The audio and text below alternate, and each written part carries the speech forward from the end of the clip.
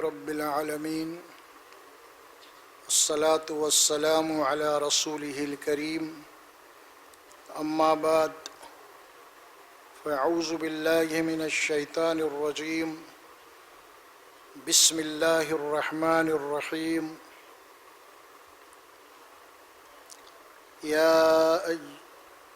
فأعوذ بالله من الشيطان الرجيم بسم الله الرحمن الرحيم يا أيها الناس اتقوا ربكم الذي خلقكم من نفس واحدة وخلق منها زوجها وبث منهما رجالا كثيرا ونساء واتقوا الله الذي تساءلون به والأرحام إن الله كان عليكم رقيبا قال تعالى يا أيها الذين آمنوا اتقوا الله وقولوا قولا سديدا يصلح لكم أعمالكم ويغفر لكم ذنوبكم ومن يطع الله ورسوله فقد فاز فوزا عظيما وقال تعالى ومن آياته أن خلق لكم من نفس ومن آياته أن خلق لكم من نفس واحدة وخلق منها وقال تعالى يا أيها الذين آمنوا اتقوا الله حق تقاته ولا تموتن إلا وأنتم مسلمون صدق اللہ العظیم۔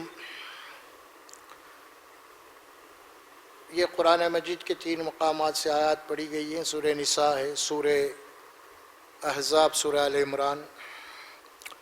یہ وہی آیات ہیں جو خطبہ نکاح میں پڑھی جاتی ہیں۔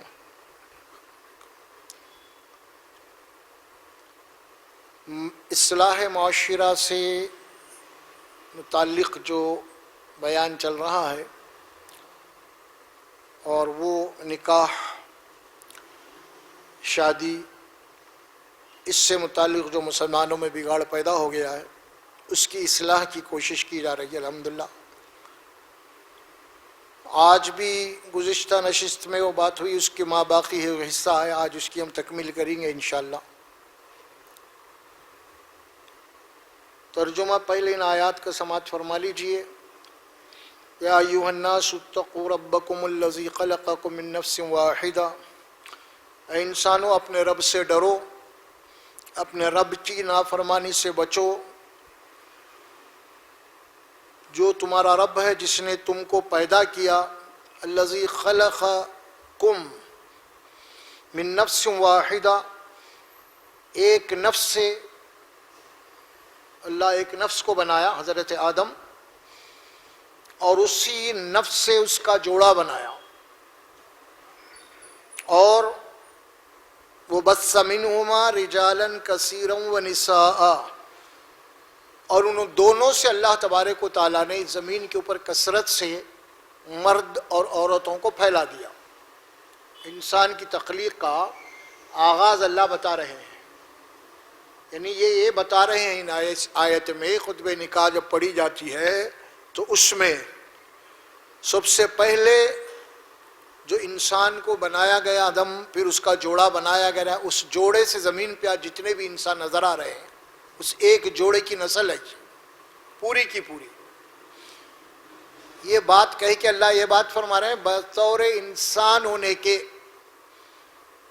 وہ چاہے کسی مذہب کا رہنے والا، اس سے بحث نہیں ہے، بطور انسان ہونے کے وہ تمہارا بھائی ہے، کیونکہ اگر تم اوپر سے اوپر چلے جائیں گے تو وہاں جانے کے بعد آخر میں ایک ماں تمہیں نے لے لی، آدم حوا۔ اس اعتبار سے پورے انسان انہی کی اولاد ہیں، انہی کی سنتان ہیں، یہ اللہ تعالیٰ بتا رہے ہیں۔ اور اسی لیے بتا رہے ہیں انسان مذہبی اعتبار سے کسی ایک دوسرے کے دشمنی نہیں کرو تم، کیونکہ تم اگر اوپر غاریں گے تو تم ایک دوسرے کے بھائی ہیں۔ یہ بات حدیث میں بھی بتا دی گئی، رسول اللہ صلی اللہ علیہ وسلم خاص طور پر حجۃ الوداع میں آخری آپ کا جو حج تھا اس میں آپ نے یہ بات فرمائی کہ دیکھو کہ تمہاری ماں ایک ہے، تمہارا باپ ایک ہے۔ یہ کہتے ہوئے آپ نے فرمایا آدم علیہ السلام کی تم اولاد ہے، अन्नासु मिन आदम व आदम मिन तुराब, आदम को तमाम इंसान आदम की औलाद है और हमने आदम को मिट्टी से बनाया है, लिहाजा तुम सब उसकी औलाद हो। वत्तकुल्लाह अल्लज़ी तसाअलून बिही वल अरहाम,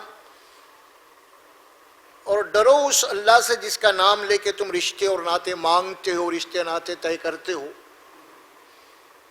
इन्नल्लाह काना अलैकुम रक़ीबा, बेशक अल्लाह तबारक व तआला तुम्हारे ऊपर पूरी तरीके से निगरान है। दूसरी आयत मुबारका है सूरह आल इमरान की, या अय्युहल्लज़ीना आमनुत्तक़ुल्लाह हक़्क़ तुक़ातिही वला तमूतुन्ना इल्ला व अंतुम मुस्लिमून। अब तो पहली आयत पढ़ी गई, इंसान मुखातिब थे। अब बाकी के जो दो आयत पढ़ी गई हैं उसमें ईमान वाले मुखातिब हैं, यानी अब आदम की औलाद ही में से कुछ लोग काफिर हो गए, कुछ लोग मोमिन हो गए। अब जो लोग ज़ाहिर है कि ईमान नहीं लाए उनको रद दी बाजू, लेकिन अब जो लोग ईमान लाए उनको मुखातिब किया गया है। ईमान वालों, ऐ ईमान वालों, ऐ मुसलमानों, ऐ मोमिनों, अल्लाह से डरो जैसा कि उससे डरने का हक है। यानी मतलब ये कि हर कदम पे अल्लाह की नाफरमानी से बचने की कोशिश करो, यह हक है उसका। और ये बात हमेशा याद रखो, वला तमूतुन्ना इल्ला व अंतुम मुस्लिमून, जब कभी भी तुम्हें मौत आए, वो मौत की हालत अल्लाह फरमाते हैं कि अल्लाह की इताअत करते हुए मौत आना। अगर तुम वाकई में मोमिन है, जब भी मौत का फरिश्ता आया तो तुम ऐसी हालत में रहना कि तुम अल्लाह क्या मर्जी का काम कर रहे थे, तो फिर तुम कामयाब है। फिर अब ऐसा समझेंगे हम तो फिर मौत कब आएगी किसी को नहीं मालूम। इसीलिए हमेशा वो काम करते रहना जो अल्लाह जिससे राज़ी होता है। तो फिर जब भी हम ये काम करते रहेंगे, अल्हम्दुलिल्लाह जब भी मौत आएगी अल्लाह को राज़ी करने वाले आमाल में मौत आएगी। जब अल्लाह को राज़ी करने वाले आमाल में मौत आएगी तो इंशाअल्लाह कल आपकी कामयाबी है। फिर नहीं उसके बरखिलाफ अगर आप अल्लाह को नाराज़ करने वाले आमाल करते रहेंगे और फरिश्ता जब मौत का आ जाएगा और वो हालत तुम्हारी जब अल्लाह को नाराज़ करने वाली अमल में हो, तो फिर ये मामला आपके लिए ख़तरनाक है। फिर कल ये बात अल्लाह फरमाए यहाँ पे, वला तमूतुन्ना इल्ला व अंतुम मुस्लिमून। तीसरी आयत मुबारका पढ़ी गई थी सूरह अहज़ाब की, वहाँ पे भी ईमान वालों को मुखातिब किया, या अय्युहल्लज़ीना आमनुत्तक़ुल्लाह वक़ूलू क़ौलन सदीदा, ऐ ईमान वालों अल्लाह से डरो, उसकी नाफरमानी से बचो। और देखो जब भी बात करो तुम एक दूसरे से, कोई लेन देन की बात हो, कोई इसी तरह कोई मामलात की बात हो या कोई रिश्ते और नातों की बात हो, तो जब भी बात करो तो बड़ी सच्ची और पक्की बात करो। ये हुक्म है अल्लाह का, क़ूलू क़ौलन सदीदा, बात कहो बड़ी मजबूत और सच्ची बात। कौल सदीद कहते हैं कि मजबूत बात, वादे की पक्की बात। ऐसा नहीं कि तुम बात कर रहे हो घुमा फिरा के, ये सामने वाले को जो ना बेवकूफ़ बनाने के लिए तुम कुछ भी कह रहे हो और तुम्हारी वो बातों में आ जा रहा। ठीक है, थोड़ी देर के लिए उसका तुम्हारा नुकसान हो जाएगा, उसका थोड़ी देर के लिए तुम्हारी बातों में आके, लेकिन तुम्हारी तो आखिरत तबाह हो जाएगी। फिर ये जरा सोचो तुम, लोगों को धोखा देते हैं घुमा फिरा के, कुछ वक्ती तौर पर सामने वाला तो परेशान हो जाएगा, लेकिन अल्लाह ताला उसका कैसा भी इंतजाम कर देगा, लेकिन तुम्हारी आखिरत तबाह हो रही ना। ये नहीं सोच रहे तुम, सामने वाले को धोखा नहीं दे रहे हैं तुम, हकीकत देगा तुम अपने आप को धोखा दे रहे हैं। यहाँ पे किसी को धोखा देने के माने ये हैं कि आप अपने आप को धोखा दे रहे हैं, क्योंकि आप एक दिन अल्लाह की अदालत में ठहरना है, हिसाब देना है। वहाँ पे जाहिर है कि वो तो उसको तो अजर मिल जाएगा तुम्हारे धोखे का, और अल्लाह उसकी तलाफी भी दुनिया में कर देगा, लेकिन तुम्हारा क्या होगा फिर, ये सोचो फरमा। इसीलिए क़ूलू क़ौलन सदीदा, बात करो तो बड़ी मजबूत बात करो, सच्ची और पक्की बात करो। इसमें अल्लाह भी राजी होगा और आप जिनसे मामलात कर रहे हैं वो लोग भी आपके ऊपर एतमाद भरोसा करेंगे दुनिया में। लेकिन नहीं, आप इसी में हवा में बातें करेंगे, आप लोगों के पास भी आपका कोई वजन बाकी नहीं रहेगा और अल्लाह के पास तो सवाल ही नहीं पैदा होता। फिर तो फायदा क्या है इससे? دنیا میں لوگ یہ سمجھتے ہیں کہ لوگوں کو بیوقوف بنا کے مال کھا جائیں گے، کچھ بھی کریں گے، وہ اپنے آپ کو اسمارٹ، بہت ہوشیار سمجھتے ہیں، لیکن حقیقت یہ ہے کہ وہ بہت بڑے خود دھوکے باز، یعنی خود اپنے آپ کو دھوکہ دے رہے ہیں۔ اس کو سمجھنے کی ضرورت ہے اصل میں۔ یصلح لکم اعمالکم، اگر تمہاری بات اگر مضبوط ہے، سچی اور پکی ہے، تو اللہ تعالیٰ فرماتے ہیں کہ یصلح لکم اعمالکم، اللہ تمہاری زندگی کی اصلاح کر دے گا، اللہ تمہیں نیک بنا دے گا۔ آپ یعنی جو تم کہہ رہے ہیں اسی پہ اگر عمل کرو گے تو اللہ کیا کریں گے؟ اب اللہ تم کو نیک بنا دیں گے، تمہاری اصلاح کر دیں گے، معاشرے کے اندر تمہارا مقام ہوگا، لوگ تمہاری جناب مثال پیش کریں گے، تمہاری عزت ہوگی معاشرے کے اندر۔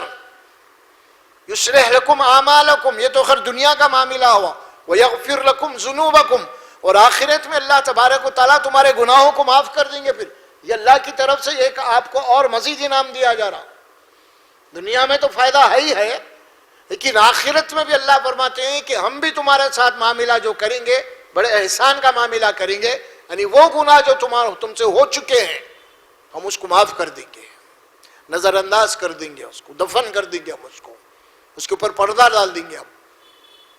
یصلح لکم اعمالکم یغفر لکم ذنوبکم، اور پھر یہ بات بھی آپ اپنے ذہن میں رکھو، اللہ فرماتے ہیں ہر انسان، چاہے وہ ترکاری بیچنے والا ہو، چاہے وہ ہیرے جوہرات بیچنے والا ہو، کوئی بھی کیوں نہ، ہر انسان دنیا کا ہو، کسی بھی فیلڈ میں ہو، وہ کھیل کے میدان سے لے کے جنگی میدان تک، ہر انسان کامیابی چاہتا ہے۔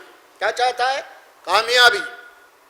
ہے کوئی ایسا انسان جو کامیابی نہیں چاہتا؟ تو اب کامیابی کسے کہتے ہیں یہ اللہ بتا رہے ہیں۔ تم چاہتے ہو کہ تمہاری کامیابی ہو، تم یہ کامیاب انسان بنو، یہ چاہتے ہیں نا تم، تو اللہ فرماتے ہیں کامیاب کون ہے؟ وَمَن يُطِعِ اللَّهَ وَرَسُولَهُ فَقَدْ فَازَ فَوْزًا عَظِيمًا، جو دنیا میں اللہ اس کے رسول کی اطاعت کرتے ہوئے زندگی گزارا، بسر کیا، وہ سب سے بڑا کامیاب ہے۔ یہ دنیا کی کامیابی، بہت آپ دولت کما رہے ہیں، بہت پیسہ کما رہے ہیں، آپ کے بڑے بڑے بلڈنگ ہیں، آپ کے بڑے بڑے بزنس ہیں، آپ کے بڑے بڑے فارم ہاؤس، آپ بڑے لینڈ لارڈ ہیں جناب یالی، یہ سب یہیں دھرے کا دھرا رہ جائے گا۔ یہ کوئی کامیابی نہیں ہے، یہ کوئی کامیابی ہے ہی نہیں تم جسے کامیابی سمجھ رہے ہو۔ ہر کامیابی کے پیچھے دنیا میں خطرہ لگا ہوا ہے نا؟ نہیں ہے خطرہ؟ کب کیا ہوتا نہیں معلوم، کوئی بھروسہ نہیں ہے۔ آپ بڑے بن کے بیٹھے ہوئے ہیں سیٹ کے اوپر، کرسی کے اوپر، کب آپ کی کرسی چھن جاتی نہیں معلوم۔ آپ کو بہت بڑی صحت اللہ نے دیا، پھر کیا معلوم کب کیا ہوتا آپ کو نہیں معلوم۔ یہاں پہ ہر کامیابی کے پیچھے ہر کامیابی کے ساتھ ایک خطرہ، ایک خوف لگا ہوا ہے، کبھی بھی کچھ بھی ہو سکتا ہے۔ ہاں بھئی کل تک کیا حال تھی، آج کیا حال ہوگا اس کی؟ کل کے نواب آج فٹ پاتھ پہ ہیں، کل کے لمباڑے آج جنابی علی بڑے بڑے محلوں میں آج ہے نہیں ہے۔ یہ کوئی کامیابی نہیں ہے، یہ وقتی ہے۔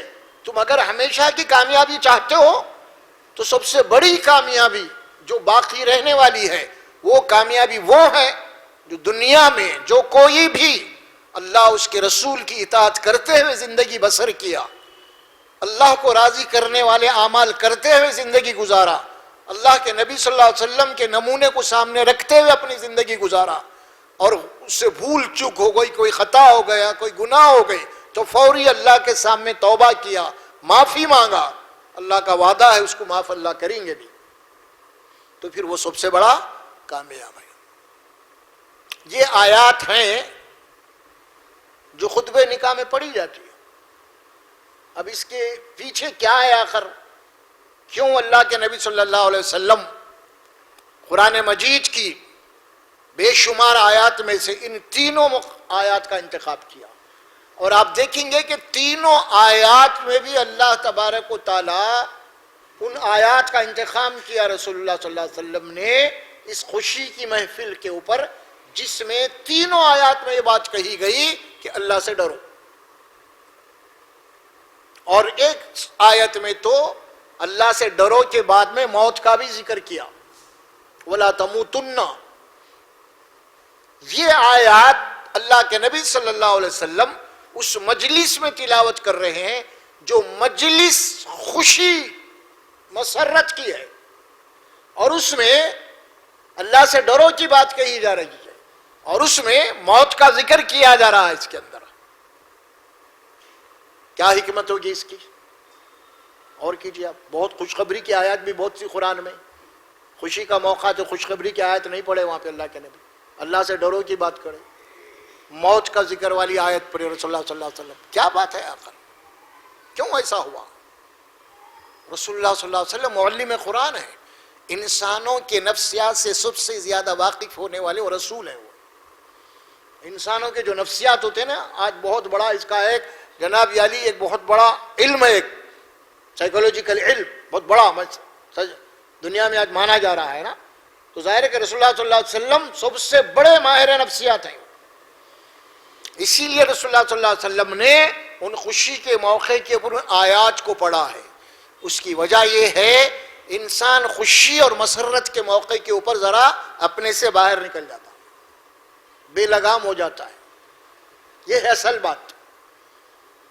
اور ظاہر ہے کہ انسان کو لگام لگانا ضروری ہے، اس کو کھلا نہیں چھوڑ سکتے آپ۔ اسی لیے رسول اللہ صلی اللہ علیہ وسلم نے اس خوشی کی محفل کے اوپر یہ بات فرمائی ہے، اللہ سے ڈرو، اللہ سے ڈرو، اللہ سے ڈرو، اور جب بھی موت آئے اللہ کی اطاعت میں ہونا ہو۔ یہ تینوں آیات پڑھی گئی رسول اللہ صلی اللہ علیہ وسلم تکرار کے ساتھ، اللہ کا ڈر، اللہ کا خوف، موت کا ذکر۔ دیکھیے لوگ کہتے ہیں اگر خوشی کے موقع کے اوپر گھر کے اندر گیت گا رہے ہیں، خوشی کے جناب یاری لائٹا لگا رہے ہیں، یہ لگا رہے ہیں، اگر کوئی وہاں پہ موت کا ذکر کرے اگر، تو عورتیں بولتے کیا کالی زبان نکال رہی ہے۔ بڑے بزرگ یہی بولتے لوگوں کو۔ تو اللہ کے نبی تو خطبے میں موت کی آیت کو رکھے ہیں۔ دیکھو آپ، موت یعنی مطلب کیا ہوا؟ مطلب یہ ہوا کہ جو کام بھی آپ کر رہے ہیں وہ کام جو ہے اللہ کا ڈر اس کے اندر شامل رہا تو انسان اللہ کی نافرمانی سے بچتا ہے۔ اگر اس کو ڈر نہیں ہے تو پھر بے لگام ہو جاتا ہے، اسی لیے وہاں پہ لگام لگائیے۔ وَلَا تَمُوتُنَّ إِلَّا وَأَنْتُمْ مُسْلِمُونَ۔ دیکھیے موت کا معاملہ ہے، اور یہاں پہ یہ بات کہی گئی۔ اب ظاہر ہے کہ اب شادی ہو رہی، کیا معنی ہے؟ یعنی معنی یہ ہے کہ اب ظاہر ہے کہ اب باپ کا مقام بیٹا لے رہا ہے، ماں کا مقام بیٹی لے رہی ہے نا۔ کیا مطلب ہوا؟ انسان کی عمر اب ڈھل رہی، ختم ہو رہی ہے، اب تم جگہ خالی کرو کا مطلب ہے اب تم جانے والے ہیں، اب یہ تمہاری نسل آنے والی ہے، یہ بات بتائی جا رہی ہے وہاں پہ۔ اسی لیے جو بھی کام کرو تو اللہ سے ڈر کے کرو، یہ بات وہاں پہ بھی بتا دی گئی۔ اللہ کا ڈر، دیکھیے ایک ہی محفل اللہ کے ڈر کی بات میں آپ کو پیش کرتا ہوں، وَلَا تَمُوتُنَّ إِلَّا وَأَنْتُمْ مُسْلِمِينَ کے تحت، کہ جبھی بھی تمہیں موت آئے وہ حالت تمہاری اللہ کی اطاعت و فرما برداری میں ہونا۔ خوف، اکثر کبھی آپ لوگوں کو بھی سابقہ ہوا ہوگا، اور میرے کو تو بہت سارے موقع پہ ہوا اس کا۔ عصر کے بعد نکاح ہے فلاں مسجد میں، دولہے صاحب بھی آ گئے الحمدللہ، قاضی صاحب بھی آ گئے، دولہے صاحب بھی آ گئے، مسجد میں اسی مسجد میں میت بھی آ گئی۔ کیا خیال ہے؟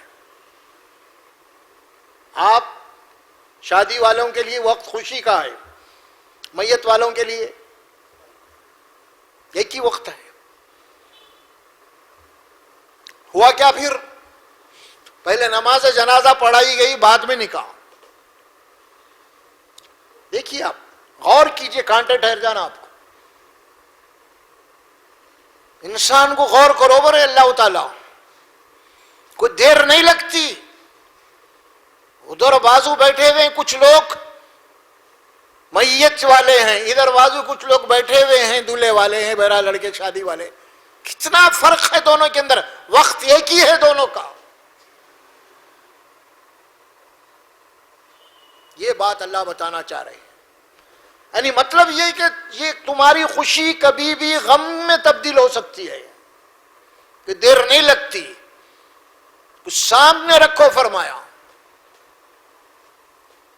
وَلَا تَمُوتُنَّ إِلَّا وَأَنْتُمْ مُسْلِمُونَ، موت نہیں آنا تمہیں مگر وہ حالت موت اللہ کی اطاعت میں ہونا تمہاری، تب جا کے تم کامیاب ہے۔ یہ بات بتا دی گئی۔ تیسری آیت جو آئی اس میں، وَقُولُوا قَوْلًا سَدِيدًا، جب بھی بات کرو تو بڑی سچی اور پکی، بڑی مضبوط بات کرو۔ اب کیا ہو رہا ہے یہاں پہ، آیت کیوں رکھی گئی؟ دیکھیے عقد ہوتا ہے نا، لڑکی کس کے پاس ایجاب و قبول ہو جاتا ہے، آتے ہیں لوگ، پھر واپس اسٹیج کے اوپر آتے ہیں، آ کے پھر ظاہر ہے کہ اس کے بعد ایجاب و قبول ہو گیا، اب کیا ہوئیں گا، اس کے بعد اب خطبہ پڑھا جائے گا، اب اس سے پہلے نہیں، اب کیا ہوئیں گا اس کے بعد؟ اہم بات ہے، گفتگو ہے اب دونوں کی، کس کی گفتگو ہے یہ؟ لڑکی کے والد، یعنی دلہن کے والد اور لڑکا، صرف لڑکے کی طرف سے کوئی نہیں، صرف لڑکا ہوگا، لیکن دلہن کی طرف سے باپ، دو گواہ، سارے رہنے، کنڈیشن ہے۔ اب ہو رہا کیا، اب یہاں پہ باپ، دلہن کے والد، نوشا، قاضی صاحب کیا کرتے ہیں، دونوں کو ہاتھ میں ہاتھ ملاتے ہیں، مصافحہ، دونوں ہاتھ میں ہاتھ دے کے دلہن کے والد سے ایک بول بلوائے جاتے ہیں کہ میں اپنی بیٹی کو، نوشا کا نام لے کے، آپ کے عقد و نکاح میں دے چکا ہوں، آپ کے عقد و نکاح میں دے چکا ہوں۔ پھر قاضی صاحب کہتے ہیں نوشا سے کہ تم بولو اب اسی طرح، میں نے آپ کی بیٹی کو نام لیتے ہوئے اپنے عقد و نکاح میں اپنے نفس کے لیے قبول کیا ہوں۔ یہ ہے ایجاب و قبول ہو گیا، اب اس کے بعد دعا ہوتی ہے۔ اب آپ غور کیجئے، یہاں جو الفاظ آئے، عقد نکاح، عقد کے معنی عربی زبان میں گھیٹی ڈالنے کے آتے ہیں، باندھنا کسی چیز کو۔ عقد کے معنی کیا ہوئے؟ کسی چیز کو باندھنا، آپ تھیلا باندھتے ہیں، یہ باندھتے ہیں، وہ باندھتے ہیں نا بھائی، مضبوط۔ تو اب یہاں پہ دونوں کو ایک رشتے میں باندھا جا رہا، اور یہ ہندو دھرم کے اندر دونوں کو گھیٹی ڈال کے گھماتے ہیں۔ دیکھیں وہاں بھی ہے تصور، وہاں تو گھیٹی ڈالی جا رہی، یہاں پہ تو چونکہ ظاہر ہے کہ اللہ کے سامنے گواہ بنا کے چند بول بولے جا رہے ہیں۔ تب عقد نکاح گھیٹی ڈالنا ہے، مطلب یہ ہوا کہ اب ان دونوں کو ایک بندھن میں باندھا گیا ہے، ایک زندگی گزارنے کا عہد لیا گیا ہے۔ اب نوشا جو اقرار کر رہے ہیں کہ میں نے آپ کی بیٹی کو قبول کیا، کیا معنی ہے اس کے؟ اس کے معنی یہ ہے، اللہ فرماتے ہیں کہ دو جو گفتگو ہو رہی ہے، اب جو نوشا گفتگو کر رہے ہیں، تو وہ آیت پڑھی جا رہی ہے کہ بات کرو تو مضبوط کرو۔ آیت جو پڑھی گئی نا، قولوا قولا سدیدا، اب جو گفتگو ہو رہی ہے نا دونوں کے درمیان میں، اب یہ بات بڑی مضبوط ہونا چاہیے، سچی اور پکی بات ہونا چاہیے۔ اب ظاہر ہے کہ دلہا جو ہے قبول کر لیا اس کو، اس نے کہا کہ میں نے آپ کی بیٹی کو قبول و منظور کیا، تو اب اس کے معنی کیا ہوئے؟ اب اس کے معنی یہ ہوئے، اب وہ بیٹی کی بجائے اب وہ کیا ہو رہی ہے؟ بیوی بن رہی ہے نا؟ تو جب تک بیٹی تھی اس کا پورا خرچہ کون کرتے تھے؟ باپ. کفیل، ہر چیز بیٹی کی پوری، اور کوئی بوجھ سمجھ کے نہیں کیا باپ. اور اپنی خوشی کے آگے اپنی بیٹی کی خوشی کو رکھا باپ نے، اور اپنی بیٹی کے خوش رکھنے کے لیے بوڑھا ہونے کے باوجود بھی مصیبتیں اٹھا کے وہ سب کچھ کر رہا ہونا شادی میں خوشی کے لیے. تو اب جس طرح ایک باپ اپنی بیٹی کو جس طرح پالا، اس کی پرورش کیا، اس کا دکھ، اس کا درد، اس کی بیماری، اس کی خوشی، ہر چیز باپ. اب کیا ہو رہا؟ اب اس عہد و اقرار عقد نکاح کے بعد کیا ہو رہا؟ اب باپ، بیٹی اب ہٹ جا رہی وہاں سے، اب وہ دلہن بن کے اب جا رہی دولہے کے پاس جا رہی. اور دلہا اب اس بات کا اقرار کیا ہے نوشا کہ میں نے آپ کی بیٹی کو قبول و منظور کیا ہوں. یعنی آپ جس طرح آج تک آپ اپنی بیٹی کو جس طرح پالے، اس کی پرورش کیے، اب اللہ کو گواہ بنا کے وہ یہ کہہ رہا ہے کہ اب اسی طرح میں آپ کی بیٹی یعنی میری بیوی کو پالوں گا، پرورش کروں گا. یہ ہے دیکھیے اصل قولوا قولا سدیدا میں بات کرو، بڑی مضبوط کرو. اب جو آیت پڑھی گئی نکاح کے اندر وہ یہی آیت تھی، اللہ سے ڈرو پہلے تم، اور جو اس وقت گفتگو کر رہے ہو تم سوچ سمجھ کے کرو، بڑی مضبوط کرو. کیوں؟ اسی لیے کہ اب وہ جو تمہاری بیوی بنی ہے بہت بڑی قربانی دے کے تمہارے گھر کو آ رہی ہے. کیا بھائی؟ قربانی تمہاری نہیں ہے، قربانی لڑکے والوں کی ہے نہیں. شادی میں قربانی تو لڑکی والوں کی ہے. اسی لیے لڑکے کے گھرانوں میں تو شہنائی بج رہی ہے، خوشیاں ہو رہے ہیں، اور لڑکی کے گھر میں شادی کے دن جب ان کی بیٹی رخصت ہو رہی ہے وہاں تو غم اور ماتم ہے. یہ نہیں کہ غم ماتم کے مارے، وہ ماتم نہیں، ایک غمزدہ ہے، یعنی ان کا دل کا ٹکڑا ان سے جدا ہو رہا ہے. جو کئی ان کے گود میں پلی ہوئی بچی ہے وہ بھائیوں کو، ان کے بھائی بھی غم میں، ان کے ماں باپ بھی غم میں ہیں، ہماری بہن جا رہی ہے، رخصت ہو رہی ہے. تو یہ غم کا ماحول ہے ان کے گھر کے اندر، اور ادھر دلہن والوں کے پاس یہ خوشی کا ماحول ہے. اس کو سوچو ذرا، یعنی کتنی بڑی قربانی دے کے وہ لڑکی اپنے باپ کو چھوڑ رہی ہے، اپنے ماں کو چھوڑ رہی ہے، اپنے بہنوں کو چھوڑ رہی ہے، سب کچھ چھوڑ کے محض اللہ کے کلمات کی وجہ سے اب وہ تمہارے پاس آ رہی ہے. تو کتنی بڑی اب ذمہ داری ہوگی تمہارے اوپر. قربانی تو تم نے کچھ بھی نہیں دی، قربانی تو نہیں دی، تو اس قربانی کا قدر کرو، اس کی فرمایا. اور اس نکاح کے متعلق سورہ نساء میں اللہ فرماتے ہیں وَأَخَذْنَا مِنْكُمْ مِيثَاقًا غَلِيظًا. کیا فرمایا؟ وَأَخَذْنَا مِنْكُمْ مِيثَاقًا غَلِيظًا. تمہاری بیوی نے عقد نکاح کے اندر تم سے مضبوط عہد لی ہے زندگی گزارنے کا. میثاقاً غلیظا کہتے ہیں، میثاق کے معنی معاہدہ، غلیظ کے معنی بڑا گاڑا پکا. وہ تمہاری بیوی تم سے زندگی گزارنے کا، تمہارے ساتھ رہنے کا ایک مضبوط عہد کر چکی ہے. وہ تمہاری زندگی کی ساتھی ہے. وہ نکاح یہ کوئی صرف جنسی خواہشات کو پورا کرنے کا نام نہیں ہے. صرف یہ سمجھتے ہیں کہ لوگ خالی خواہشات کو پورا کرنا نہیں، ایک زندگی ہے یہاں، ان کی نسل چلے گی، امت بڑھے گی، امت کی پرورش ہوگی یہاں پہ. اب ایک ذمہ داری ہے آپ کے اوپر. اب وہ لڑکی خوش جناب علی قربانیاں دے کے آپ کے پاس آ رہی ہے، کئی قربانیاں ہیں اس کی. اخذنا منکم میثاقا غلیظا.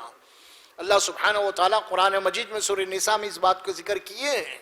اسی لیے اللہ کے نبی صلی اللہ علیہ وسلم نے فرماتے ہیں کہ تم میں سے بہترین وہ لوگ ہیں، خیرکم خیرکم لاہلی وانا خیرکم لاہلی. تم میں سے بہترین لوگ وہ ہیں جو اپنے بیویوں کے ساتھ اچھے ہیں، کیونکہ میں اپنے بیویوں کے ساتھ اچھا ہوں. اللہ کے نبی نے اپنے آپ کو پیش کیا. اور اللہ کے نبی صلی اللہ علیہ وسلم یہ بات فرماتے ہیں کہ تمہارے اندر بااخلاق لوگ وہ ہیں جو اپنے بیویوں کے ساتھ محبت اور ہمدردی رکھتے ہیں. اور ایک آیت آئیے سورہ اعراف سورہ روم میں ہے. یہ میاں اور بیوی کے رشتے کو اللہ تبارک و تعالیٰ نے اپنی قدرت کی نشانیوں میں سے ایک نشانی فرمایا. وَمِنْ آيَاتِهِ أَنْ خَلَقَ لَكُم مِّنْ أَنفُسِكُمْ أَزْوَاجًا لِتَسْكُنُوا إِلَيْهَا وَجَعَلَ بَيْنَكُم مَّوَدَّةً وَرَحْمَةً إِنَّ فِي ذَلِكَ لَآيَاتٍ لِقَوْمٍ يَتَفَكَّرُونَ. اس کا مطلب یہ ہے بے شک اللہ کی نشانیوں میں سے ایک نشانی کی یہ بھی ہے اس نے تمہارے جن سے تمہارا جوڑا بنایا. جوڑا ازواج جوڑا کہتے ہیں پیر. کیا ہے یہ جوڑا میاں بیوی کا؟ لِتَسْكُنُوا إِلَيْهَا تاکہ تم اپنے بیویوں سے سکون حاصل کر سکو, ایک دوسرے سے سکون مل جائے. شوہر سے بیوی کو سکون ملے اور بیوی سے شوہر کو سکون ملے. یہ سکون کا رشتہ ہے, شانتی جسے آپ کہتے ہیں. سمجھ میں آیا؟ ہر انسان سکون چاہتا ہے نا. دنیا میں جتنے بھی انسان ہیں وہ ایک سکون چاہتے ہیں, اسی لیے ان کا ایک گھر بنتا ہے. اسی لیے بھی گھر کو بھی اللہ تبارک و تعالیٰ کیا فرمایا ہے؟ مسکن, سکونیت. پوچھتے ہیں نا سکونیت کہاں رہتے ہیں آپ؟ اسے کہتے ہیں سکونیت اردو میں. اس کے معنی کیا ہوتے ہیں؟ سکون, یعنی وہ گھر, وہ مقام جہاں پہ انسان کو سکون ملتا ہو, وہ گھر.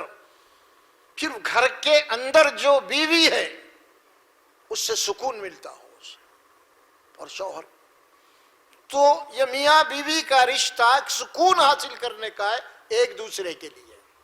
پہلی بات ہو گئی. دوسری بات کیا فرمایا اللہ تبارک و تعالیٰ نے؟ وَجَعَلَ بَيْنَكُمْ مَوَدَّةً وَرَحْمَةً. دیکھو تم ایک دوسرے کے لیے اجنبی تھے نا کل تک. نکاح سے پہلے تک کون کس, نکاح کے بعد تم ایک دوسرے سے ملے, لہذا تم اجنبی تھے. لیکن آج اللہ فرماتے ہیں تم اجنبی ہونے کے باوجود اللہ تبارک و تعالیٰ نے اس رشتے کے اندر اپنی قدرت کی نشانی رکھا ہے. یہ رشتہ ہونے کے بعد ساری رشتے, چاہے ماں باپ کا کیوں ہونے دیجیے آپ, بھائی بہن کا کیوں نہیں دیجیے, وہ سارے رشتے سیکنڈ لائن پہ آ جاتے ہیں, ہے نا. اللہ فرماتے ہیں کہ ہم نے کیا کیا, آپ اجنبی ہونے کے باوجود ہم نے اس رشتے کو کیا بنایا؟ وَجَعَلَ بَيْنَكُمْ مَوَدَّةً وَرَحْمَةً. ہم نے اس رشتے کو محبت والا بنایا, چاہت والا رشتہ بنایا ہے, اور رحمت والا رشتہ بنایا ہے. اس رشتے کے اندر اللہ کی نشانیوں میں سے ایک نشانی یہ ہے غور و فکر کرنے والوں کے لیے. آپ دیکھیے یہ رشتہ ہونے کے بعد کیا ہوتا ہے, سارے رشتے سیکنڈ لائن پہ آ جاتے ہیں. میں ایک معمولی مثال دے دیتا ہوں. میں آپ, شوہر ہے, کما کے لا رہا, رات کو آ رہا, دکان ہے تو پیسے لا رہا, شوہر ہے. اب ظاہر ہے کہ بیوی ہے, اجنبی, ابھی ابھی تو آئی ہے, وہ نہیں کرو آئے ہو 15 دن, مہینہ ہوا ہوگا, 6 مہینے, ٹھیک ہے چلیے. ماں ہے گھر میں, بہنا ہے.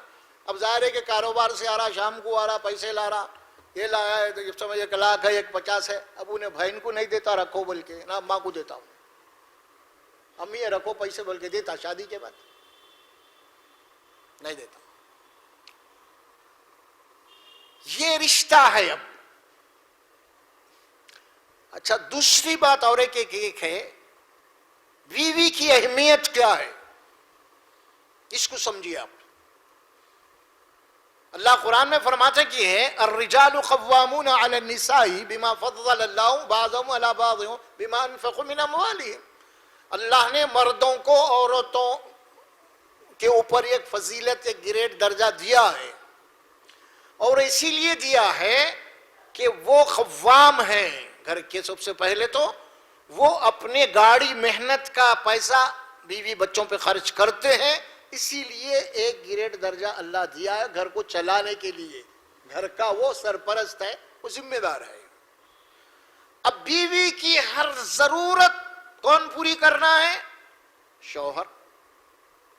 ابھی بولا میں پہلے کے جیسا باپ کرتا تھا، اب باپ سے زیادہ شوہر ہے باپ۔ اللہ کے نبی فرماتے ہیں کہ تمہارے اوپر بیوی کے کیا حقوق ہے معلوم؟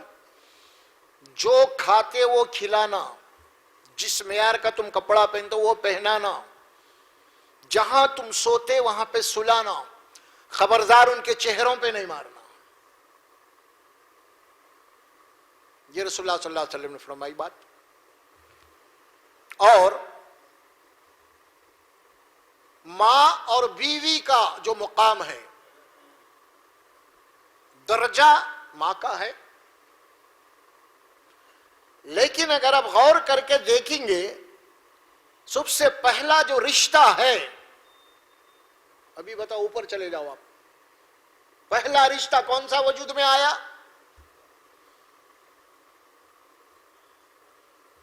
پہلا رشتہ میاں اور بیوی کا ہے۔ آدم علیہ السلام اور حوا، اس سے پہلے کون تھے؟ کوئی تھے نہیں۔ اب یہ میاں بیوی کا رشتہ پہلے اللہ بتا دیے قرآن میں وہاں پہ، اب اس کے بعد رشتے بنتے ہیں۔ اب ظاہر ہے کہ اس کے بعد اب وہ ماں باپ بنیں گے، ہے نا؟ یہی ہے معاملہ اصل میں۔ اگرچہ کہ ماں کا درجہ اللہ رکھا ضرور ہے، لیکن رشتہ بعد میں وجود میں آیا۔ یہ ماں اور بیوی دونوں میں فرق کیا ہے؟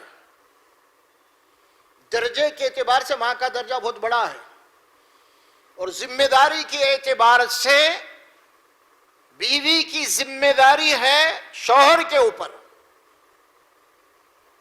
ایک ماں کے 4 بیٹے، ایک ماں کے 4 بیٹے، ایک بیوی کے کون؟ 4 بیٹوں میں یہ بیٹا تو بھی کریں گا، انہیں تو بھی کریں گا، انہیں تو بھی کپڑے لیں گا، یا انہیں لیں گا، یا انہیں لیں گا، کچھ بھی چلتے رہیں گا نا بھائی۔ چاروں ہے اب ذمہ داری، چاروں بیٹے ہیں اس کو پالنے والے، ماں کو، بیوی کو۔ یہ ہے بات، ہے نا؟ تو اب بیوی جیسا ماں ہے، ابھی چھوٹے بیٹے کو بولیں گے، جیسے بڑے بیٹے کو بولیں گے، فلاں بولیں گی، سمجھ میں آ رہا؟ اب بیوی نہ دیور کو بولی نہ جیٹ کو بول سکتی کیا انہیں؟ اچھا کوئی دیور جیٹ اگر لا کے بھی دے دیا، کیا بات ہے، گھر میں کچھ گڑبڑ دکھ رہی، شوہر کی بجائے نہیں لا رہا کپڑے، کیا بات ہے؟ اسی لیے کیا کر دیا گیا؟ پابند ہے شوہر۔ اور شوہر، ایک بات آپ کو اور بتاتا ہوں میں، آپ کو کتنا فطری رشتہ ہے، دیکھیے اب آپ یہ، آپ کی کتنی ہی چہیتی بیوی کیوں نہ ہو، مطلب کتنی ہی چہیتی آپ کی بیٹی کیوں نہ ہو، وہ شادی کرنے کے بعد کسی اور گھر میں چلے جاتی ہے، تو آپ دیکھیں گے اس میں وہ چاہے کتنی، اگر واقع میں اخلاقی تعلیم آپ نے دیا ہے اس کو، وہ کتنی ہی مصیبت میں ہوں گی، وہ باپ سے کچھ مانگنے کے لیے شرماتی ہے، وہ شادی کے بعد۔ شادی سے پہلے وہ بچی جو زبردستی آپ سے کہتی تھی، وہ چاہیے، یہ چاہیے، وہ چاہیے، دلاؤ ابا، وہ دلاؤ، لیکن شادی کے بعد کیسی تبدیلی آ گئی ایک اللہ کا بنایا ہوا نظام۔ غربت کی زندگی گزاریں، لیکن باپ کے سامنے بھی ہاتھ نہیں پھیلائیں گے۔ یہ بہت بڑی بات، اس کی قربانیاں آئی ہیں۔ اسی لیے اللہ تبارک و تعالیٰ نے حکم دیا مرد کو کہ تم اپنی بیویوں کے ساتھ بہت بہترین طریقے سے زندگی گزارو، کہ وہ بڑی قربانیاں دے کے تمہارے پاس آئی ہوئی ہے۔ آج معاملہ الٹا ہے، گھر میں لا کے ہم اس بیوی کو، شوہر بھی ٹارچر کر رہا، ساس بھی ٹارچر کر رہی، گھر کے اندر دیورانی یعنی دولہے کے بہنا ہوتے ہیں نا، کیا رشتہ ہوتا ہے، دیورانی کیا کہتے ہیں اس کو، ننند، وہ بھی سب سے زیادہ ٹارچر کرنے میں انہیں، ننند اگر گھر میں ہے سب سے زیادہ ٹارچر کرنے والی بیوی کو، اور ڈائریکٹ نہیں ٹارچر کرتی، انڈائریکٹ ماں کا سہارا لے کے کرتی ہے. اس کے اوپر آپ کی گہری نظر ہونا چاہیے. ہمارے گھرانوں میں جو فتنے ہوئی یہی ہے اصل میں. اور خاص طور پہ وہ گھر، اگر کوئی اس گھر کے اندر طلاق شدہ بیٹی واپس گھر میں آئی ہے تو اس گھر کے لیے فتنہ بن جائے گی. کیوں؟ میرا گھر ہے، بچپن میں میری ماں ہے، میرے باپ ہے، یہاں پہ میرے بھابھی تو عیش کر رہی ہے اور میں، اس کو آئے گی بات، وہ سوچے گی نا. اب ماں بھی ایک ہے اس کے لیے سہارا. یہاں پہ فتنے ہوئیں گے، اب گھر کا سکون اجڑ جائے گا. اسی لیے قرآن اور سنت رسول اللہ صلی اللہ علیہ وسلم نے جو بات کہی ہے نا، وہ بالکلیہ طور پہ برحق ہے. وہ تم اللہ سے ڈرو، اللہ تمہارے اوپر نگران ہے، دیکھ رہا ہے تم کیا کر رہے ہو. اور وہ لڑکی جو آئی ہے گھر میں تم سے پختہ عہد لے کے آئی ہے، کوئی فٹ پاتھ سے نہیں اٹھا کے لائے تم نے اس کو. وہ کسی کی بیٹی ہے، کسی کی بہن ہے، تمہارے گھر میں آئی ہے، اس کا حق ہے اس گھر کے اوپر. ابھی بتایا میں آپ کو، گھر کے اندر وہ شوہر کے گھر کے اندر پورے فخر کے ساتھ شوہر کو بولتے کہ مجھے یہ چاہیے، مجھے وہ چاہیے، لیکن باپ کو نہیں بولتی. باپ کو بولنے وہ شرماتی ہے، باپ کو بولنے کے لیے اپنی بے عزتی سمجھتی ہے بیٹی، کیونکہ دوسرے گھر کو چلی گئی ہے. وہ گھر میں آئے گی بھی تو چند دن آئے گی. اب گھر میں آنے کے بعد بھی اس کی حرکات وہ نہیں رہیں گی جو پہلے تھے. شادی سے پہلے، شادی سے پہلے بلا ٹوک اپنے گھر میں جہاں چاہے ہاتھ ڈالتی تھی، انہیں جو چاہے کھاتی تھی، جو چاہے پکاتی تھی، انہیں سمجھ میں لیکن جب آئے گی نہیں، صرف شارٹ نظر ہوگی اس کے گھر کے آنے کے بعد. اب وہ گھر اس کے لیے اجنبی بن چکا ہے، اس کے لیے اجنبی ہے، اس کا گھر ہے یہ. لیکن اس کے باوجود بھی آج ہمارے گھرانوں کی جو حالت ہے نا، اور کیجیے آپ سوچئے، اللہ سبحانہ و تعالیٰ جو بات فرما رہے ہیں، سکون، یہ سکون کا رشتہ ہے، یہ محبت کا رشتہ ہے، یہ رحمتوں کا رشتہ ہے. جعل بینکم مودۃ ورحمہ ان فی ذلک لآیات لقوم یتفکرون. اس میں غور و فکر کرنے والوں کے لیے اللہ کی نشانی ہے بہت بڑی. سوچیے کتنے ہمارے گھروں کے اندر آج جھگڑے ہیں، سکون خراب ہے. اللہ فرماتے ہیں کہ سکون کا مقام ہے گھر، سکون کا رشتہ ہے بیوی. نہ گھر میں سکون ہے، نہ بیوی سے مل رہا، نہ شوہر سے مل رہا. وہ گھر یہ حالت ہو گئی. اور جہاں پہ سکون نہیں ہے، اس کے معنی یہ ہے کہ انسان سکون تلاش کر رہا. گھر میں سکون نہیں ہے تو لوگ کیا کر رہے ہیں؟ اب اس بات کی علامت ہے جو لوگ باہر زیادہ ٹائم پاس کر رہے ہیں، اس کے معنی یہ ہیں ان کے گھر میں سکون نہیں ہے. اسی لیے رات کے ایک دو بجا رہا باہر فٹ پاتھوں پہ، ہوٹلوں پہ، چبوتروں پہ، گھر کے اندر سو کے بعد آخر میں جا کے سو رہے ہیں، کیونکہ گھر میں سکون نہیں ہے. گھر میں سکون ہوتا یہ ہوٹلیں آباد نہیں، یہ پان کے ڈبے آباد نہیں، یہ چبوترے آباد نہیں ہوتے. گھر میں سکون ختم ہو چکا ہے. کیوں ختم ہو چکا ہے؟ بنیادی جو رشتہ تھا اس کے اندر تلخی آ گئی، اس کے اندر ایک دوسرے کے جو حقوق ہیں وہ ادا نہیں ہو رہی. میاں بیوی کا جتنا گہرا رشتہ، اللہ قرآن میں فرماتے ہیں کہ میاں اور بیوی کا رشتے کو بڑی بلیغ مثال دی اللہ تبارک و تعالیٰ نے. ہن لباس لکم وانتم لباس لہن. اللہ فرماتے ہیں کہ شوہر کو شوہر بیوی کا لباس ہے اور بیوی شوہر کا لباس ہے. دو جملے بول کے اللہ تعالیٰ کئی چیزوں کو کور کیا. لباس ہے، لباس. لباس کے معنی یہ ہوتے ہیں آدمی جب لباس پہنتا ہے تو معتبر نظر آتا ہے. آدمی جب لباس پہنتا ہے اس کے جسم کے اندر جناب علی جتنے بھی عیب ہے وہ لباس چھپا دیتا ہے. لباس تو ظاہر ہے کہ شوہر کی اصلیت کیا ہے بیوی جانتی ہے، بیوی کی کیا کمزوری ہے وہ شوہر جانتا ہے. اسی لیے ایک دوسرے کے لیے لباس ہے. اور دوسری بات یہ ہے کہ لباس وہ چیز ہے، لباس آپ کو عزت دیا ہے. لباس پہننے سے آپ عزت والے کہلایا. آپ دیکھیں یہی چڈی پہ آپ بنیان پہ نکلی تھی، آپ حالت کیا ہوتی دیکھیں. آپ لباس کتنے بھی آپ شریف رہتے ہو آپ کی کوئی عزت نہیں کرتا آپ کی. لباس وہ چیز ہے. اسی طرح بیوی کی وجہ سے آپ کی عزت ہے اور آپ کی وجہ سے آپ کے گھر کی عزت ہے. یہ دونوں ایک دوسرے سے ہیں. بڑا گہرا ہے اس کا تعلق. اور اسی طرح انسان بغیر لباس کے نہیں رہ سکتا، اسی طرح بغیر بیوی کے نہیں رہ سکتا. اس کی عزت گھر کی عزت ہے. یہ قرآن میں اللہ تعالیٰ دو جملے فرما دیے لباس کہہ کے. اب ہمارے پاس حالات کیا ہے؟ اب اللہ سبحانہ و تعالیٰ یہ جو آیت میں فرمائے نا، بڑی پکی اور مضبوط بات کرو. تلقیاں ہوتی ہیں، شکایتیں بھی ہوتی ہیں. ایسا نہیں رسول اللہ صلی اللہ علیہ وسلم کے گھر میں ہوئی. ہر انسان کے ساتھ نفس لگا ہوا ہے، کمزوریاں ہر انسان میں ہیں. لیکن اللہ قرآن میں فرماتے ہیں کہ اگر تم جو گھر کے اندر اگر زیادتی ہو رہی ہے اس کو نظر انداز کرو، ذرا تم معاف کر دو، انہیں بخش دو. کوئی غلطی اگر بیوی سے ہوئی ہے گھر کے اندر، کیونکہ تم سرپرست ہے، تم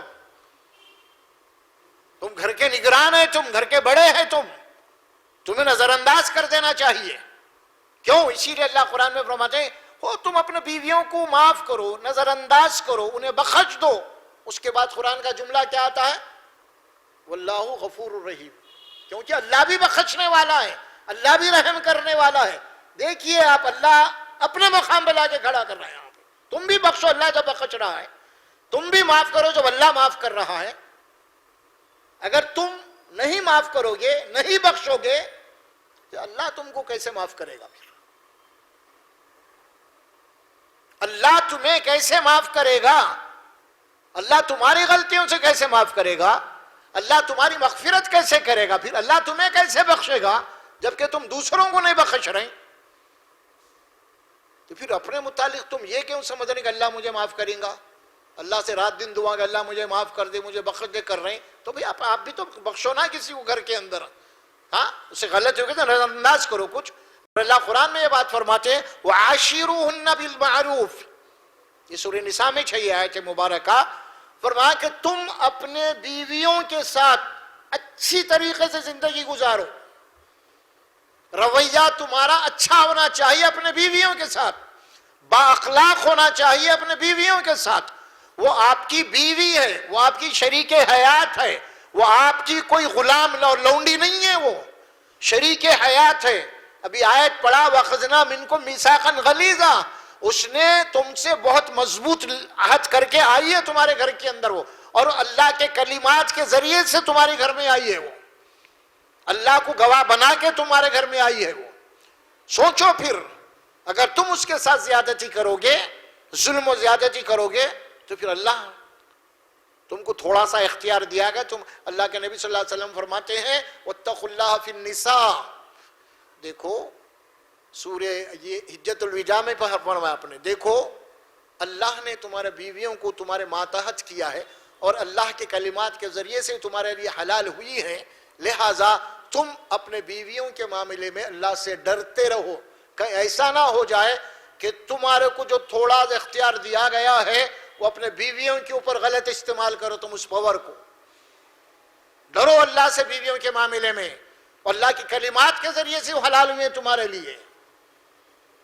آج ہمارے پاس معاملہ ایسا، بیوی بولے تو عجیب معاملہ گھر کا بن چکا ہے. آج ہم سمجھتے ہیں کوئی خرید کے لا لیا ہم اس کو، حالانکہ بیوی خریدی آپ کو اگر اصولاً دیکھا ہے دام جائز میں. الٹا ہو گیا معاملہ، کھا رہے ہیں بھی اس کا، اس کے بعد دادا گیری بھی اس کے اوپر. اللہ سبحانہ وَعَاشِرُوهُنَّ بِالْمَعْرُوفِ. تم اپنے بیویوں کے ساتھ اچھی زندگی گزارو. اس کے بعد قرآن کی آیت کی آتی ہے معلوم جملے، آیت کی آیت نمبر 19 سے دیکھیں سورہ احزاب کی، آپ پڑھیے گھر میں جا کے. وَعَاشِرُوهُنَّ بِالْمَعْرُوفِ وَإِن تَكْرَهُوا فَعَسَىٰ أَن تَكْرَهُوا شَيْئًا. اگر تمہاری بیوی کی کوئی چیز، اگر کوئی عمل تو کچھ ناپسند ہو تمہیں، کیا فرمایا؟ اگر ناپسند ہو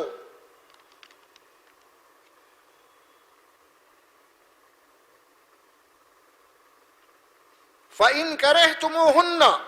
بس اگر تمہارے بیویوں کے کچھ عادات یا کوئی چیز بھی ہو سکتی ہے، کوئی ہو سکتا کوئی عمل اگر تمہیں ناگوار ہو، ناپسند ہو، ہوتا ہے، ہر انسان میں کمزوری ہے، کیا مرد میں نہیں ہے کمزوری؟ کیا آپ کی بیوی جو ہیں، آپ کی ہر چیز بیوی کو پسند ہے؟ نہیں، اس کو بھی کچھ باتیں نہیں پسند ہوں گی آپ کی، لیکن وہ نہیں بول سکتی کیونکہ آپ کے زیر نگرانی میں انہیں، اسی لیے۔ اچھا اب آیت سن لیجئے، فَإِن كَرِهْتُمُوهُنَّ، اس کے بعد اللہ فرماتے فَعَسَىٰ أَن تَكْرَهُوا شَيْئًا وَيَجْعَلَ اللَّهُ فِيهِ خَيْرًا كَثِيرًا۔ ہو سکتا ہے، اللہ بول رہے ہیں، کیا بول رہے ہیں؟ ہو سکتا ہے کہ تمہارے بیوی کی کوئی چیز، کوئی عادت، کوئی عمل اگر تمہیں ناپسند ہو، تو اللہ یہ بول رہے ہیں وہ چیز جو تمہیں ناپسند ہو، اور ہو سکتا ہے کہ اللہ تبارک و تعالیٰ اسی ناپسند چیز میں اللہ نے تمہارے لیے بہت خیر و بھلائی رکھی ہو۔ آپ کو کریلا کڑوا ہے، کھانے کے لیے تو کڑوا ہے مگر فائدہ بہت ہے۔ انجیکشن لے رہے ہیں آپ، چبھ رہا ہے، مگر کیوں لے رہے ہیں آپ؟ ہے نا؟ اسی طرح بہت ساری چیزیں آپ کو ناپسند ہیں، یعنی جو بہت ساری چیزیں پسند ہیں، آپ بہت شوق سے کھاتے ہیں وہ، لیکن آپ کو کوئی بیماری ہو گئی تو ڈاکٹر منع کر دیتا ہے اس سے، آپ نہیں کھاتے اس سے، جب حالانکہ شوق سے نہیں چھوڑ رہے ہیں آپ، مجبوری سے چھوڑ رہے ہیں، ڈاکٹر کی بات کو مان رہے ہیں آپ۔ اسی طرح اللہ فرماتے ہیں کہ تم دنیا کے اندر بہت ساری ایسی چیزیں جو ناپسند ہے، اس کے باوجود ان ساری باتوں کے اوپر تم عمل کر رہے ہو، ہے نا؟ سب کو لے کے چل رہے ہو، بھائی یہ زندگی ہے، دنیا ہے، تو پھر گھر کے اندر تمہاری بیوی بھی ہے، ہو سکتا ہے کہ اس کی کوئی عادت، اس کا کوئی عمل ناپسند ہو تمہیں، تو اللہ فرماتے ہیں کہ اللہ اس میں ہی تمہارے لیے بہت ساری خیر اور بھلائی رکھ دی ہو، لہٰذا اطمینان سے زندگی گزارو، تم اس کو بازو رکھ دو، اللہ سے دعا کرو۔ کیا دعا کرو؟ میں اس سے پہلے بھی بتایا تھا آپ کو، اللہ دعا سکھا رہے ہیں قرآن میں۔ کیا دعا سکھا رہے ہیں؟ سورہ فرقان کے آخری آیات ہے، دیکھیں اس میں پڑھیے اب، والذین یقولون ربنا هب لنا من ازواجنا وذریاتنا قرۃ اعین واجعلنا للمتقین اماما۔ اللہ دعا سکھا رہے ہیں کہ اے شوہر کو دعا سکھا رہے ہیں کہ تم اللہ سے اپنے بیوی اور اپنے بچوں کے بارے میں دعا کرتے رہو۔ کیا دعا کرو؟ کہ اے اللہ میرے بیوی کو، میرے بچوں کو میری آنکھوں کی ٹھنڈک بنا، سکون، کیسی بھی رہنے دو بیوی، کالی پیلی وہ اس سے نہیں ہے، سکون، بہت بری، گوری، بہت خوبصورت، بہت اسمارٹ، گھر میں آ گئی، آنے کے بعد میں فتنے، تو آپ کی بہن اتنی خوبصورت جا کے یہ تو میرے لیے عذاب بن گئی، اسے تو وہی اچھی چیز سے پہلے جو گھر میں دیکھ کے آئے تھے، یہی بولتے نا، یہ فتنہ ہوتا ہے نا۔ اسی لیے فرمایا نہیں، خوبصورتی بھی کوئی چیز ہے نہیں بلکہ نہیں ہے، لیکن اصل جو چیز دیکھنا ہے اس کے کیریکٹر کو دیکھنا ہے۔ آپ کو بتا دی گئی تھی اس سے پہلے بات میں، کیسی لڑکی سے نکاح کرنا ہے، کون سے گھر کو تلاش کرنا ہے آپ کو، تو وہاں وہ وقت فرما دی گئی کہ تم دعا کرو اللہ سے۔ کیا دعا کرو؟ ربنا ہب لنا من ازواجنا، اللہ ہم کو عطا کر ہمارے بیویوں کے آنکھوں کی ٹھنڈک بنا ہمیں۔ کتنے لوگ دعا کرے بھائی؟ اب تک شادی ہو کے کتنے سال ہو گیا؟ ہاں، الٹا جب دیکھے تو بیوی کے اوپر ہی حاوی ہو جا رہے ہیں، اس کچھ گالیاں گلوچ کر دے رہی۔ اللہ تو بول رہا کہ راتوں کو اٹھو، یہ راتوں کو اٹھ کے دعا کرنے کی ہے، وہ سورہ فرقان کا آخری رکوع، راتوں کو اٹھو، اٹھ کے اللہ کے دربار میں دعا کرو کہ اللہ ہمارے بیویوں کو ہماری آنکھوں کی ٹھنڈک بنا۔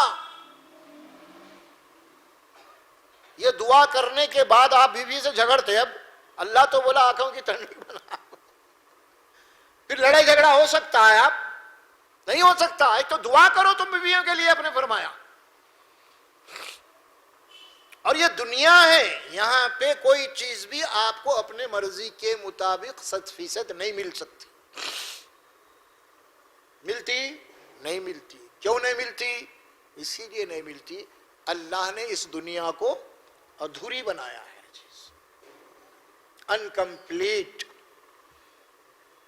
آپ کو مرضی کے مطابق ہر چیز جنت میں ملنے والی ہے، یا نہیں؟ ایک بیوی کو بھی شوہر پورے کا پورا اس کے مرضی کے مطابق نہیں مل سکتا، وہ جنت میں ملے گا۔ اور ایک شوہر کو ایک بیوی پوری اس کے مرضی کے مطابق نہیں ملیں گی، وہ جنت میں ملیں گی۔ اسی لیے یہاں پہ زندگی کے معاملے میں آپ کو ایڈجسٹمنٹ کر کے زندگی گزارنا ہے، ہر معاملے میں ایڈجسٹمنٹ کرنا ہے آپ، اور ہم کر رہے ہیں دنیا کے اندر ایڈجسٹمنٹ، کاروبار میں ایڈجسٹمنٹ ہو رہا ہے، دوستوں میں ہو رہا ہے، رشتے دار سبھی جگہ ہو رہا ہے، تو گھر میں بھی ایڈجسٹمنٹ کرو تم، اور دعا کرتے رہو تم اپنے بیویوں سے، اللہ ہمارے بیویوں کو، اللہ میری بیوی کو میری آنکھوں کی ٹھنڈک بنا۔ یہ کب دعا کرتے آپ؟ بیوی سے محبت ہے تو کرتے، نہیں تو کیا کر دعا کریں اللہ سے جلدی چھٹکارا دلا دے، بہت پریشان کر لیں، نہیں، یہ دعا تو نہیں سکھا اللہ قرآن میں، کہ جلدی چھٹکارے کی دعا تو سکھا ہی نہیں۔ اللہ تو بولے میثاقاً غلیظا ہے، زندگی کی ساتھی ہے تمہاری، ہے وہ تو سکھا ہی نہیں، بلکہ ایڈجسٹمنٹ کر کے چلو، بلکہ دعا کرو تم اس کے لیے، سمجھے؟ اب یہ دعا تو کہیں بھی نہیں ہے اللہ جلدی چھٹکارا دے، تو اسی لیے فرمایا گیا قرآن مجید کے اندر بیویوں کے لیے دعا کرنے کی آیت ہے، لیکن ہم کو بتائش نہیں لوگوں کو،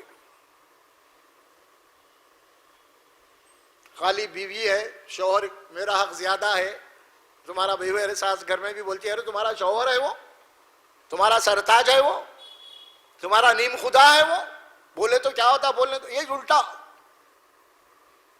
گھر کے اندر یہ ٹینشن چلتے رہتا ہمیشہ۔ اور کیجیے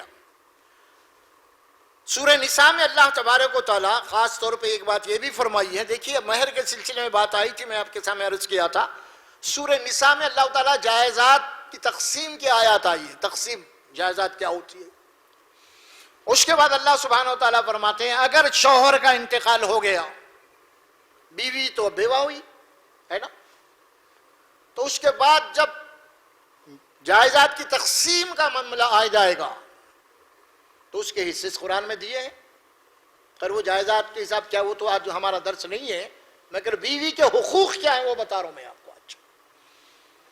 اللہ فرماتے ہیں کہ جب بھی جائزہ تقسیم کرو تو اس میں دو چیزیں سامنے رکھو، فرمایا ہے، ایک وصیت، دوسرا قرض۔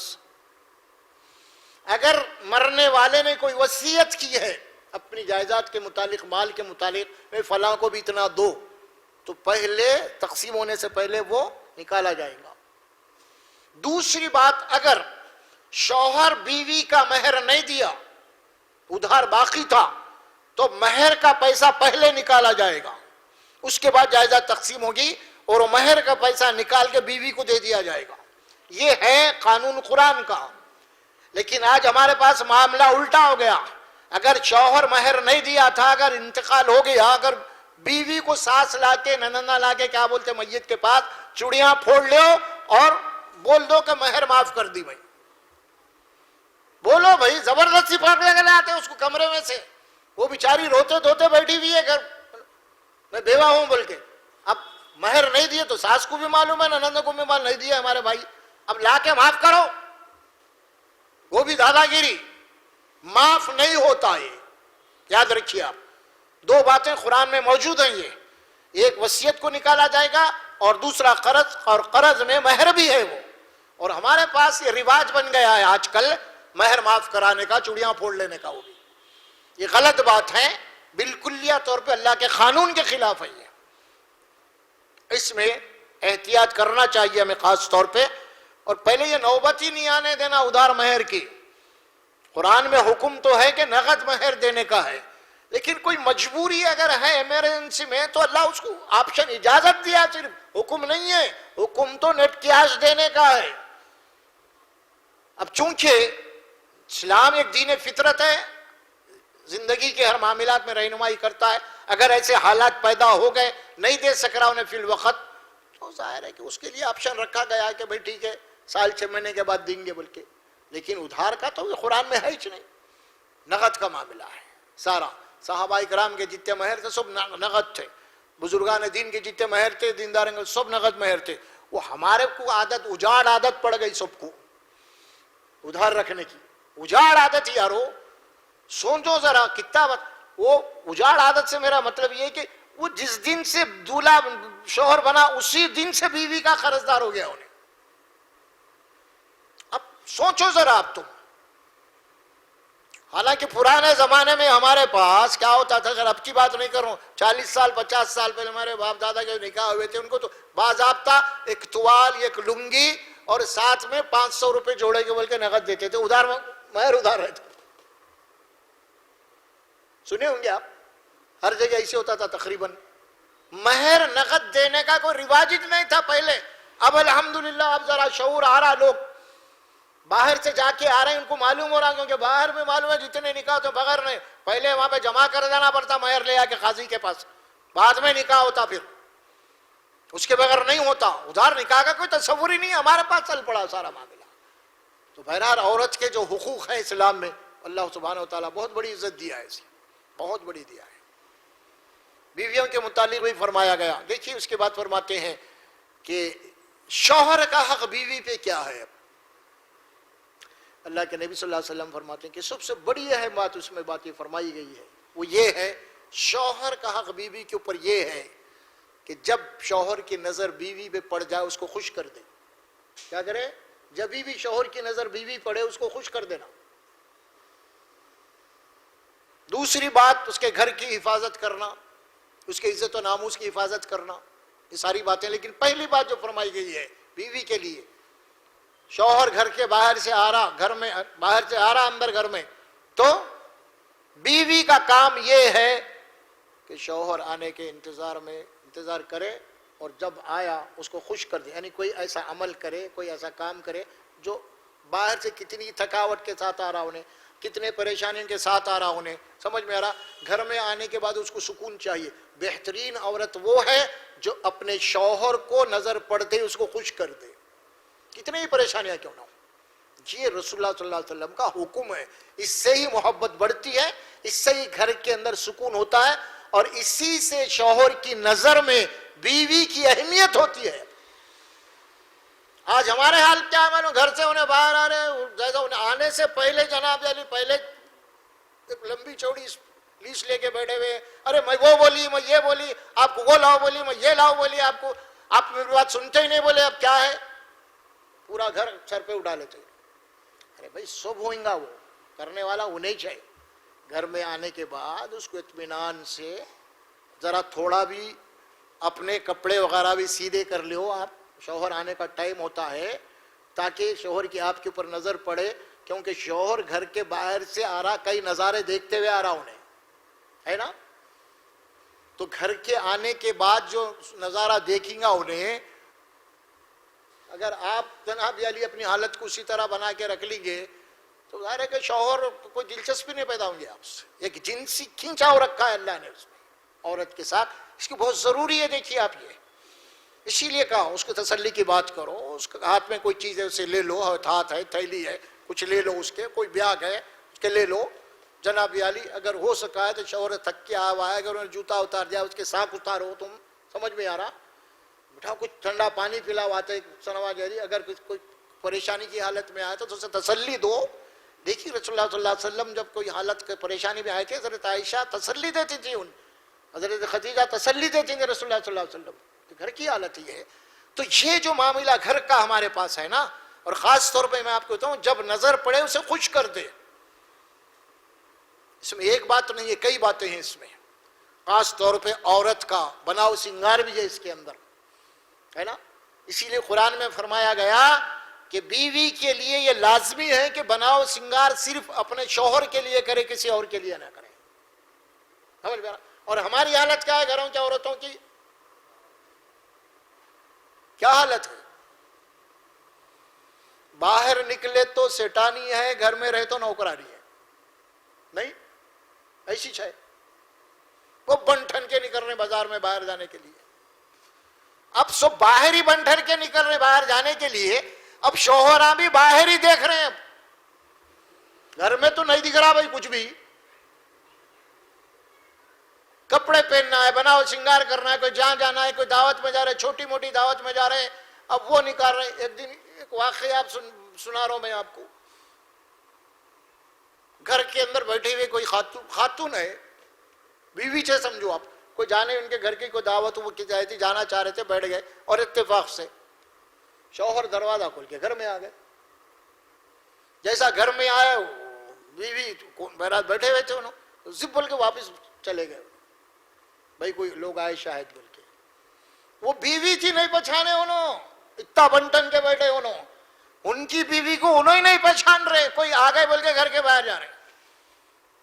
یہ حالت ہو گئی ہمارے گھروں کی. گھر میں بیٹی بول رہی کہاں جا رہے امی؟ ارے وہ کپڑے، ارے ابا آ رہے ہیں نا جی اچھا پہنو. ارے جان دے رہے ان کا کیا ہے، باہر پہن کے جانا اپنے کو. انہوں آتے جاتے دیکھتے رہتے، ان کی اہمیت کیا بنے. نہیں ہونا ایسا. اللہ کے نبی نے فرمایا کہ بناؤ سنگار اپنے شوہر کے لیے کرو، قرآن کہہ رہا ہے. اور گھر کے اندر آتے ہی جب بھی شوہر کی نظر پڑے اس کی آپ کو خوش کر دے گا. یہ بیوی ہے، یہ نیک بیوی فرمایا رسول اللہ صلی اللہ علیہ وسلم نے. اسی لیے ہمیشہ اللہ سے دعا بھی کرتے رہنا ہے عورت کو اپنے بیوی کے لیے. اور ادھر شوہر کو سکھائی گئی اللہ دعا، کہ اپنے بیوی کے لیے دعا کرو، اللہ میری بیوی کو آنکھوں کی ٹھنڈک بنا دے. تو یہ ہے کچھ باتیں آپ کے سامنے نکاح کے بعد جس حالات سے گزر رہے ہیں ہم لوگ گھر کی. دیکھیے اصل چیز گھر ہے ہمارا، اس بات کو ہم فراموش کیے ہوئے. گھر کو اصل گھر ہے. اگر ہمارا گھر، اگر یہاں جنت کی عکس ہونا یہاں پہ، تو پھر وہاں جنت میں جائیں گے. اگر یہی ہمارا گھر جہنم بنا ہوا ہے تو پھر یہیں سے جہنم میں ہے. اسی لیے اپنے گھر کو محبت، پیار، محبت، سکون، رحمت والا گھر بنائیے. گھر کی فکر پہلے کیجیے. لوگ بڈھے ہو گئے تو بھی آج فٹ پاتھوں پہ، ہوٹلوں میں، چبوتروں پہ، گھر میں سکون ہی نہیں ہے. نہیں ہونا ہے یہ چیز. شیطان اس معاملے میں بہت بڑا ہے، دشمنی کرتا ہے اس میں. میاں بیوی کے اندر جدائی ڈالنے میں شیطان بہت بہت آگے. ایک حدیث بیان کرتے ہوئے ختم کروں گا میں. شیطان کی بات کیا ہے سنیے آپ. رسول اللہ صلی اللہ علیہ وسلم اس کی مثال فرماتے ہیں کہ شیطان کیا ہوتا ہے، اس کی دشمنی کہاں ہے اصل میں.